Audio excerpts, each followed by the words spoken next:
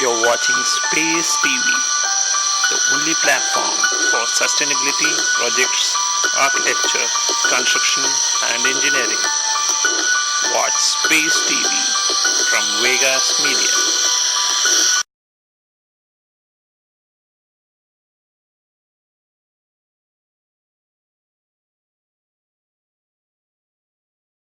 Of cargo power, and why we went for this route to manufacture solar trough glass, that is tempered mirror, because internationally the price was so high that our project was going totally unviable. This morning I was talking to you guys that the project has to be made profitable. It doesn't come in your plate directly that it is a profitable project. You have to do it. You have to do all the promoters and combinations, whatever it may be, and whatever it costs you. If your financial model, you can make a good financial model, then yes, you are successful. And that is why we decided that we must produce those mirrors in-house. And that is why we invested 125 crores of rupees to set up this plant. And now I tell you that from first week of July, we will be producing in-house the same RP3 truck mirrors what you buy from other part of the world. I'm sure you will not put up this plant only for your industry. Of course not. Our total requirement to meet the investment per year is about 100 megawatt supply. But we will be doing it more than 250 megawatt at this stage. And slowly we'll increase the capacity. Also we'll have the export market. And of course we will consume total 65 megawatt equivalent project we have. So we will use our own RP3 mirror, a tempered mirror. How do you really assess the need of the mirror that you are manufacturing? Vis-a-vis the mirrors available in the country or imported in the country. How do you feel that? No. This RP3 mirrors, these tempered mirrors are not available in this country. You have to import from outside. And now, I will tell you one very interesting thing which I would like to say a little bit more. Now, our project was not able to afford this cost, that RP3 mirrors, that is tempered mirror. Because tempered mirrors are very strong and the breakage is almost nil. So you don't require to replace it. But NL mirrors are having some percentage of breakage. So, but they are cheaper. So our financial model was only able to observe NL mirrors. And that is why we were very frustrated. And then we decided, no, let's do it ourselves. And now our RP3 mirror is costing less than NL mirrors. So look, we have better products, mirror, better means we were not able to afford it, but now we can afford it. No, that's you that you can afford it. But the question is, how do you compare? It is afford. Listen. I'm just asking you, how does the other industry, there are other players also who are going to use your mirrors. What is the advantage to them in terms of price, in terms of technology, in terms of availability? Of course, we will give better pricing, no doubt about this. And that will be internationally, if you can see that we will have at least 25% cheaper than international, same RP3 tempered mirror. And we will also have export market now. Any questions? Yes? Yes, please. There is a question.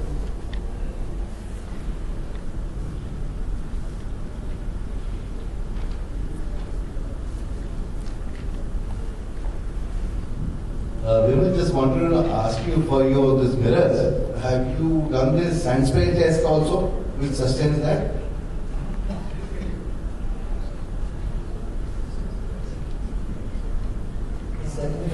Can you repeat the test, please? Science spray. Yes, all the tests will be done according to international standards. There's no doubt about this because we have to export it back to all developed countries, and without that approvals, we cannot do it. So you appreciate that because in the side, once it's covered, your transfer surface reduces to a great extent. Yes, it is. It is.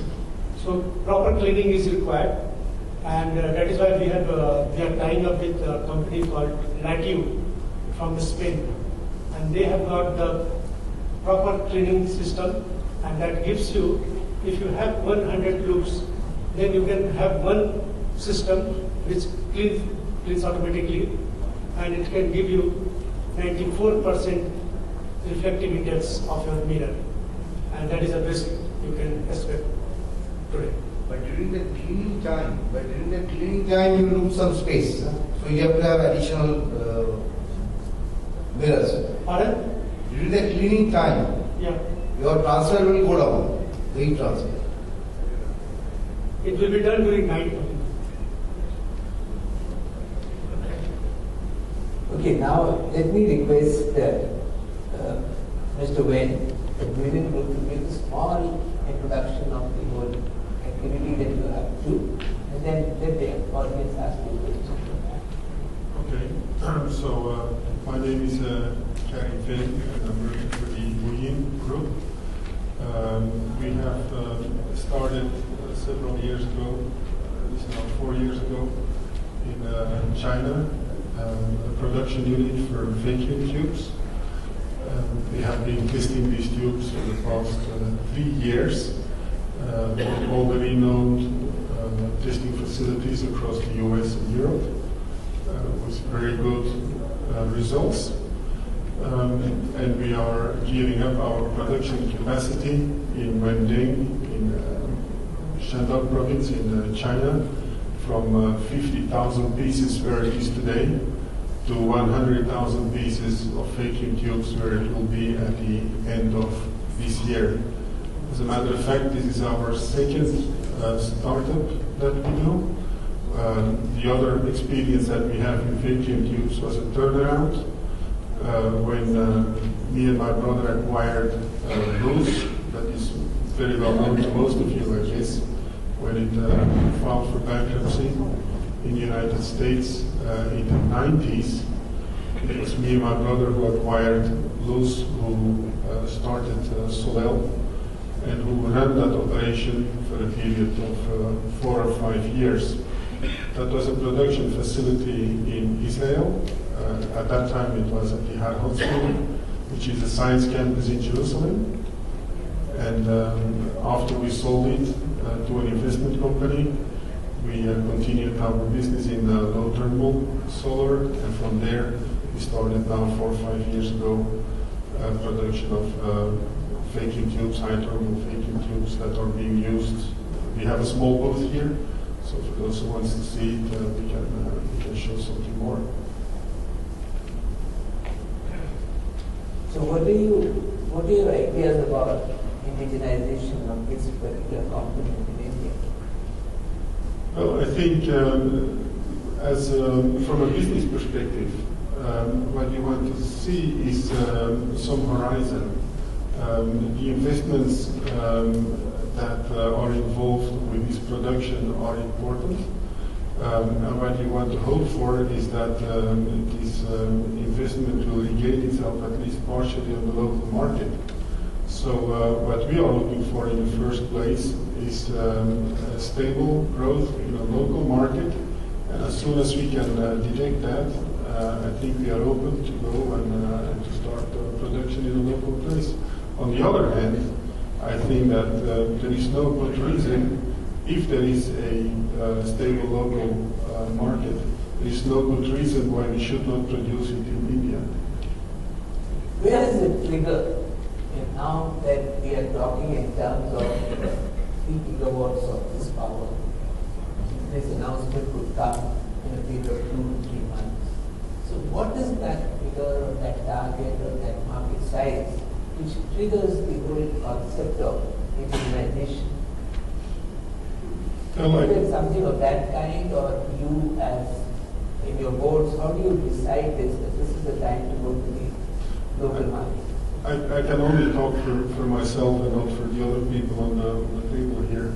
But as far as we are concerned, for us it is at least as important to see a stable development than to see a large development. I mean, I'm very impressed by the figures that I've heard this morning, and I'm very encouraged. But the most important thing for any business person that makes an investment, and I'm sure that people here will endorse me on that, is to see stable development over some years. For that respect, I would even dare to say, be it a little bit less, but be it over a guaranteed period of 10 years. I can see how Jerome is also kind of nodding away there. So I'd like to know also your opinion, and then once we have that, we can go to the other side of the table, the ones, the Indian companies, perhaps. Yes, well, thank you. I fully agree with your comment, especially the continuity in the market will be very important. You speak about quite some big investments, or you need to have a return on investment. For each case, it's different. But especially the Indian case for us, it's important to see that we see a stable market, and it's not only the numbers that I mentioned this morning, which are indeed very encouraging, but also, for example, seeing companies who are active in the first phase completing their project successfully, which will also be an encouragement again for investors and for banks and for the government to continue. It will also be them returning in the next phase with the bidding to see that they are continuous interest, maybe even go outside of the Indian market and invest also there in CSP, but also seeing large groups who have already an extensive experience abroad, that they also come to the Indian market and get a place there. That combination of factors, I think, is a very good signal of continuity for the future. Good. Let's hear from the audience.